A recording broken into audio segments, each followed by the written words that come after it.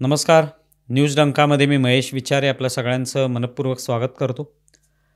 मित्रांनो, महाराष्ट्रातल्या विधानसभेचा निकाल लागला नोव्हेंबर महिन्यामध्ये आणि एक प्रचंड बहुमत असलेलं महायुतीचं सरकार सध्या महाराष्ट्रामध्ये काम करते.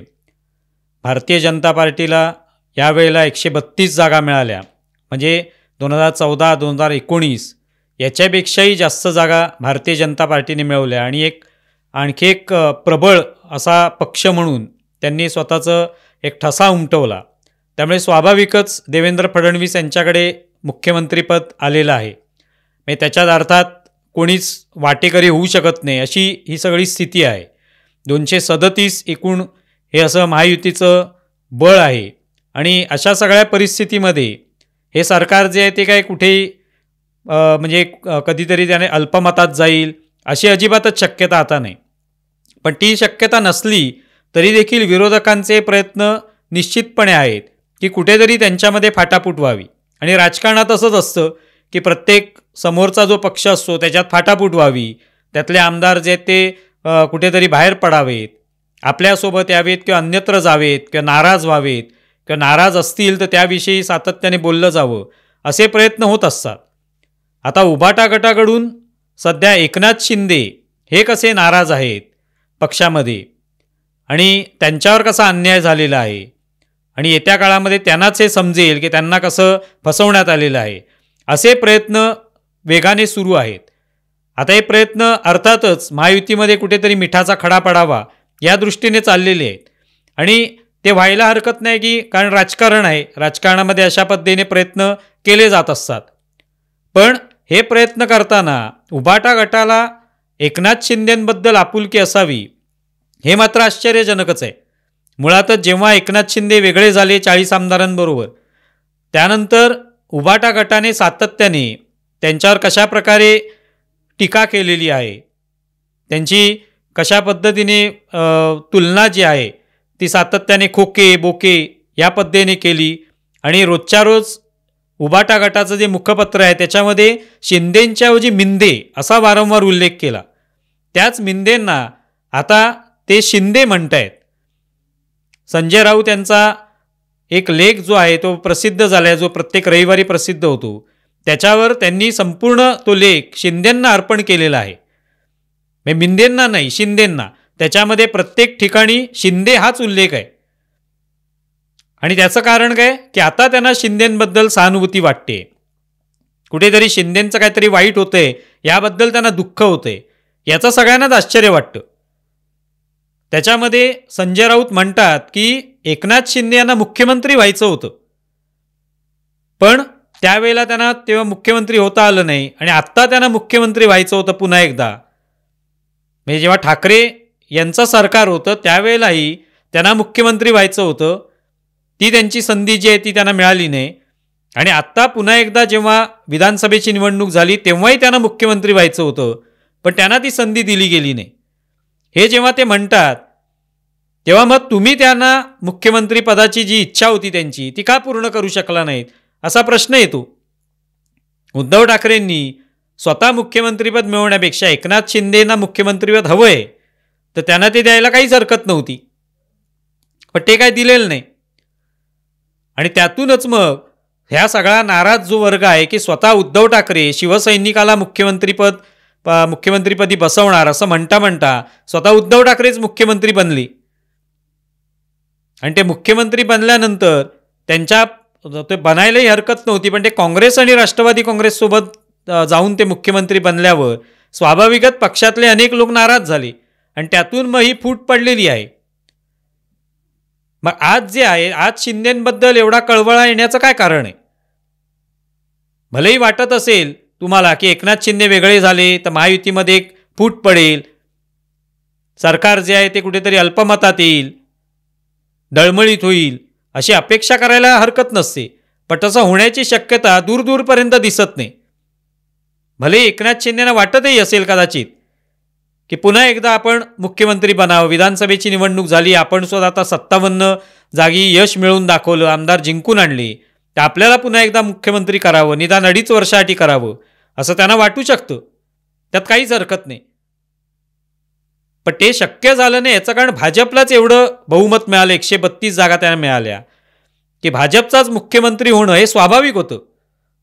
लोकांनीच तो कौल दिलेला आहे.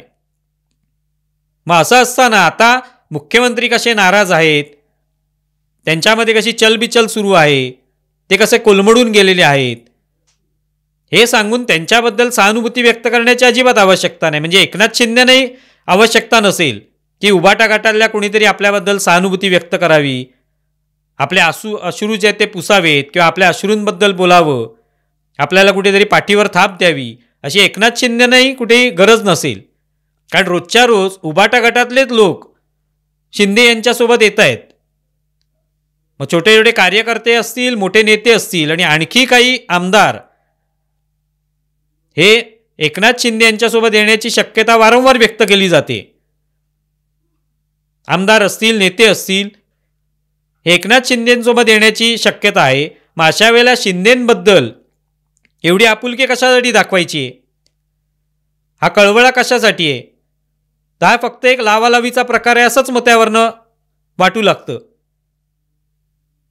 अमित शहानी कशा पद्धतीने एकनाथ शिंदेना फसवलं हे जेव्हा संजय राऊत सांगतात, तेव्हा प्रश्न निर्माण होतो की एकनाथ शिंदे मुख्यमंत्री झाले त्यावेळेला तर एकनाथ शिंदे मुख्यमंत्री होतील असं कोणालाच वाटलं नव्हतं.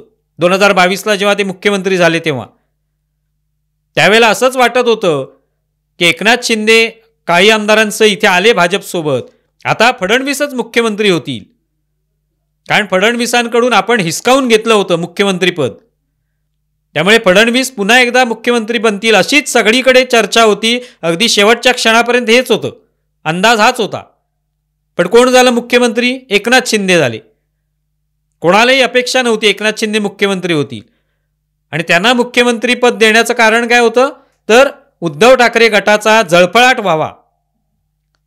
त्यांनी जी त्यांना संधी दिली नव्हती, जे संजय राऊत म्हणतायत एकनाथ शिंदेना मुख्यमंत्री व्हायचं होतं, पण उद्धव ठाकरेंनी दिली ना संधी, ती भाजपनेच दिली त्यांना. तर भलेही आता त्यांना वाटत असेल पुन्हा एकदा आपण मुख्यमंत्री व्हावं, तरी ती संधी नव्हती. कारण भाजपला मिळालेलं बहुमत, भाजपला जी हे सगळ्यात जास्त जागा यावेळेला मिळालेल्या आहेत, त्यामुळे एकनाथ शिंदेना पुन्हा मुख्यमंत्री होण्याची संधी नव्हती. पण आता फक्त प्रकार जो आहे की एकनाथ शिंदेबद्दल जे अश्रू ढाळले जात आहेत उभाटा गटाकडून, हे फक्त एवढ्यासाठीच आहेत की एक लावालावी करायची, महायुतीमध्ये काहीतरी मिठाचा खडा पडेल, एकनाथ शिंदे जे आहेत ते कुठेतरी आणखी डळमळीत होऊ शकतील आपल्या विधानांमुळे आणि ते बाजूला होतील आणि मग आपल्याला एक बोलण्याची संधी मिळेल. बघा एकनाथ शिंदेंचं शेवटी आम्ही म्हणत होतो तशा पद्धतीनेच ते वेगळे झाले, हे बोलण्याची एक संधी मिळावी हाच उद्देश आहे. त्यासाठी संजय राऊत यांनी एक कथानक पण रचलं, बहुतेक ते कथानकच आहे, की आपल्याला विमान प्रवासामध्ये एक आमदार भेटले शिंदे गटाचे आणि त्यांनी सांगितलं शिंदे कसे कोलमडलेले आहेत, त्यांची कशी फसवणूक झालेली आहे, अमित शहांनी त्यांना वचन दिलं होतं मुख्यमंत्री व्हायचं, पण ते मुख्यमंत्री केलं नाही, अशी एक कथा त्यांनी रचलेली आहे बहुतेक. आणि ती रचून त्या आधारे त्यांनी सांगण्याचा प्रयत्न आहे की एकनाथ शिंदेची कशी फसवणूक होते, त्यांच्या गटातले काही आमदार आता फडणवीसांसोबत जायला तयार आहेत, असंही त्यांनी त्यात सांगून बघितलेलं आहे. पण या संपूर्ण लेखामध्ये हा जो लेखन प्रपंच त्यांनी केला आहे त्याच्यामध्ये कुठेही त्यांनी मिंधे असा शब्द प्रयोग केलेला नाही. हेटाळणी केली पाहिजे, कारण हेटाळणीच करत आले. 2022ला जेव्हापासून शिंदे भाजपसोबत गेले आणि मुख्यमंत्री बनले तेव्हापासून आजतागायत ते मिंधे म्हणूनच त्यांना हिणवलं गेलं, रोजच्या रोज मिंधे म्हणायचं. आणि आता अचानक ते एकनाथ शिंदे झाले आणि कुठेही त्यांचा मिंधे म्हणून उल्लेख येत नाही, तेव्हा लक्षात येतं की फक्त हा कुठेतरी मिठाचा खडा टाकायचा, ही लावालावी करायची, तेवढ्यासाठीच हा फक्त प्रयत्न चालू आहे. अर्थात त्यात यश येईल अशी अजिबातच शक्यता नाही. एकनाथ शिंदेही तेवढे सुज्ञ आहेत की या ठिकाणी अशा पद्धतीने नाराज होऊन बाहेर पडायचं आणि काहीतरी पाऊल उचलायचं, हे करण्याएवढे ते काही कमकुवत राजकारणी नाही आहेत. त्यामुळे हा प्रयत्न जो आहे तो निश्चितपणे राजकारणी करू शकतात, दुसऱ्यामध्ये फूट पाडणं, मिठाचा खडा टाकणं, लावालाव्या करणं. पण ती संधी जी आहे त्याच्यामुळे खरोखरच काही फूट पडू शकते का, हे मात्र पाहावं लागतं. आणि इथे मात्र तशी दूरपर्यंत शक्यता नाही. अजित पवारही फुटणार नाहीत आणि एकनाथ शिंदेही फुटणार नाहीत. कारण कोणालाही आज सत्तेपासून दूर जाऊन आपला स्वतःचा काहीतरी इगो सुखावणं हे अजिबात शक्य नाही. पण या निमित्ताने संजय राऊत यांचा या लेखाच्या निमित्ताने मिंदेंचे शिंदे झालेलं आपल्याला पाहायला मिळालं आणि हे लावालावीचे धंदेसुद्धा त्यांचे दिसून आले. तुम्हाला या संदर्भात काय वाटतं हे जरूर कळवा. आमचा व्हिडिओ जास्तीत जास्त लाईक करा, शेअर करा आणि आमचे यूट्यूब चॅनल सबस्क्राईब करा. धन्यवाद.